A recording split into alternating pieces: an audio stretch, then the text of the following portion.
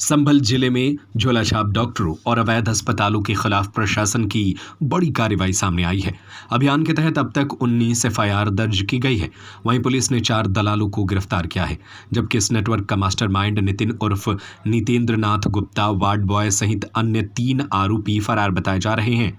जांच में सामने आया कि ये आरोपी अवैध अस्पतालों से नोडल अधिकारियों के नाम पर 1 लाख रुपए से 5 लाख रुपए तक की वसूली करते थे। पुलिस ने गिरफ्तार दलालों पर गैंगस्टर एक्ट की कार्रवाई की तैयारी शुरू कर दी है। इसके अलावा आरोपियों की संपत्ति की जांच के भी आदेश दिए गए हैं। गिरफ्तार आरोपियों को न्यायालय में पेश कर जेल भेज दिया गया है। 2 दिन पूर्व जिले में अवैध अस्पतालों पर बड़े पैमाने पर अभियान चलाया गया था, जिसके बाद यह कार्रवाई की गई।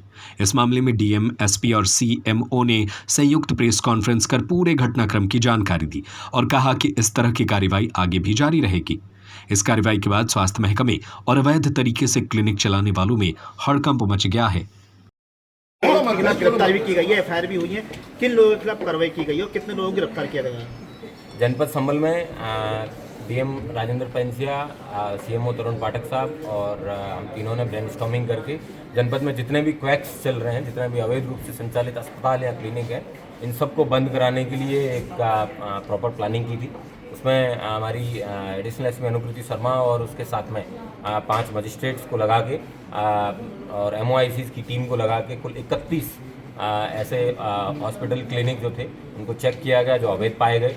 इन सबको बंद कराया गया। उनमें 19 के खिलाफ मुकदमे भी अभियोग पंजीकृत किए गए हैं, अन्य भी अभियोग पंजीकृत कराए जा रहे हैं। इन अस्पतालों को किस तरीके से संचालित किया जा रहा था और कौन लोग जो हैं इनको संचालन कराने में इनका सहयोग कर रहे थे, वैसे इस तरीके के 7 दलालों को चिन्हित किया गया है। उनमें से 4 दलाल जिनके नाम जगतपाल, प्रेम सिंह, बबलू गिरी, संगम, इनको गिरफ्तार किया गया है। 3 अन्य दलाल हैं जो भी फरार हैं, इनको भी जल्दी गिरफ्तार किया जाएगा। इनके द्वारा 1 से 5 लाख रुपए तक के लिए जाते थे इस बात अस्पताल चलाने के बाद प्रकाश में आई है। ये फाइनेंशियल ट्रेल कहाँ तक जाती है, इसकी पूरी जांच की जाएगी और ये जो दलालों का ग्रुप है इन सबके ऊपर गैंगस्टर लगाया जाएगा और इनकी संपत्तियाँ हैं वो भी जब्त की जाएगी।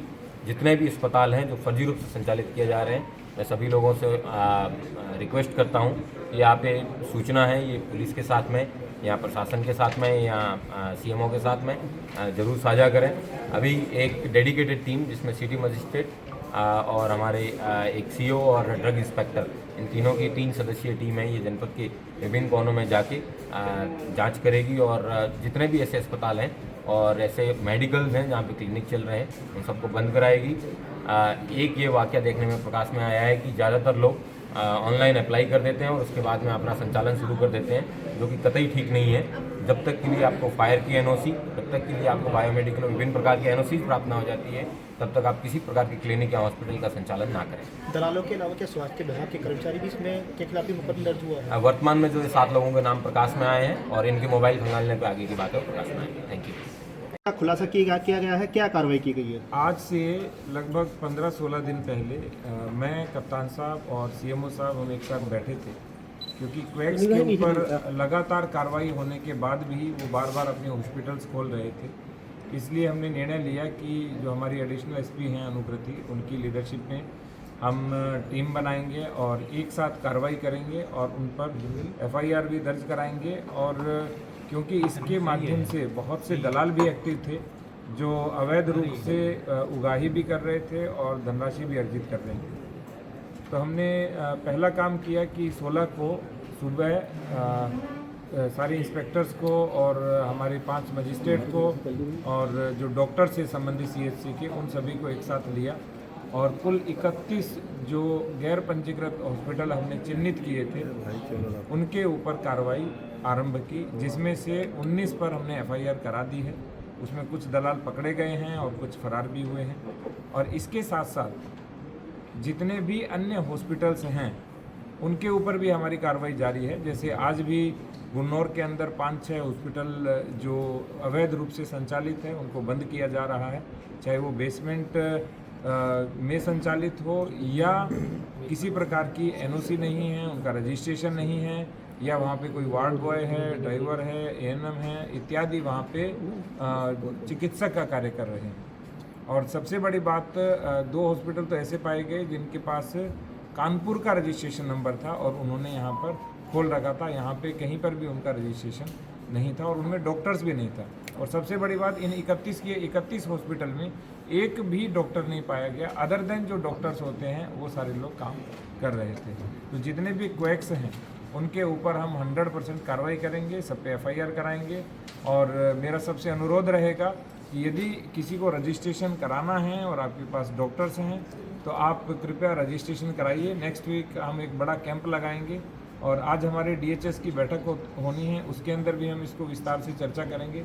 जिसका रजिस्ट्रेशन पेंडिंग है या रजिस्ट्रेशन करना है उसका रजिस्ट्रेशन होगा, और जिनका रजिस्ट्रेशन नहीं है उनको हम 100% क्लोज कराएंगे, चाहे वो सिटी एरिया में हो चाहे वो रूरल एरिया में, और कठोर कार्रवाई करेंगे ताकि भविष्य में इस तरह के हॉस्पिटल न खुलें और लोगों को अपने स्वास्थ्य से या जीवन से हाथ न धोना पड़े। स्वास्थ्य विभाग की तरफ से लगातार छापेमारी जो होती है, दुकानें भी बंद होती हैं, सील भी होती हैं, लेकिन दूसरे तीसरे दिन लगभग खोल ली जाती हैं। इसमें 2-3 चीज़ें हैं। पहली बात, स्वास्थ्य विभाग के पास हमारे कुल 120 के सापेक्ष कुल 52 डॉक्टर्स हैं, तो सारे डॉक्टर्स नहीं देख पाते, उसमें 31 डॉक्टर परमानेंट है और 21 हमने आउटसोर्सिंग से लिए।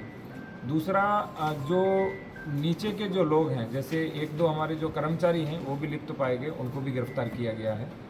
तो वो भी जब लिप्त रहते हैं तो वो साठगांठ करके खुलवा लेते हैं। तो एक तरह से पूरा एक गैंग ऑपरेट होता है और वो पूरा गैंग संचालित। कुछ दिन पुरानी एक वीडियो वायरल हो रही है सर, जो एक बाट बॉय है, लाल रंग की कार में बैठा हुआ है और मोटी रिश्वत ले रहा है। उसने एक क्लिनिक सील किया था, उसके 2-3 दिन बाद खुलवा दिया और मोटी रिश्वत ली। वो लगभग 2.5-3 वर्ष पहले की है और उसको भी हम टीम को देंगे और उन पर भी कार्रवाई करेंगे। सर, जिस तरह से ये दलाल यहाँ पकड़े गए हैं और आपने बताया कि एक कर्मचारी भी की भूमिका भी इसमें संलिप्त थी, तो ये किस तरह से करते थे और इसमें कौन कौन इन्वॉल्व है? इसमें स्वास्थ्य विभाग के डॉक्टर भी इन्वॉल्व हैं या कुछ अधिकारी भी इन्वॉल्व हैं? नहीं, डॉक्टर की संलिप्तता अभी किसी भी प्रकार से सामने नहीं आई है।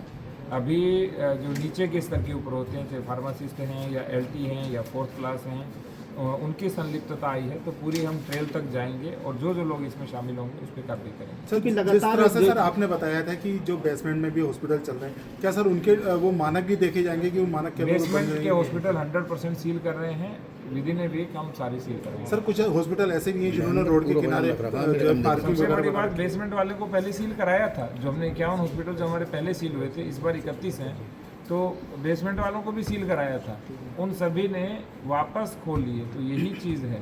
और कई बार वो थ्रू किसी माध्यम से भी खुलवा लेते हैं, तो हम वहाँ पर भी रिक्वेस्ट करेंगे कि भाई इस तरह के जो हॉस्पिटल हैं उनको खोलने की बिल्कुल अनुमति नहीं दी जाए। यशवंत नर्सिंग होम के संचालक की तहरीर पर डॉक्टर मनोज चौधरी के खिलाफ भी मुकदमा दर्ज कराया? नहीं, यशवंत नर्सिंग होम करवाया नहीं गया। नहीं। ठीक है, थैंक यू जी, थैंक यू।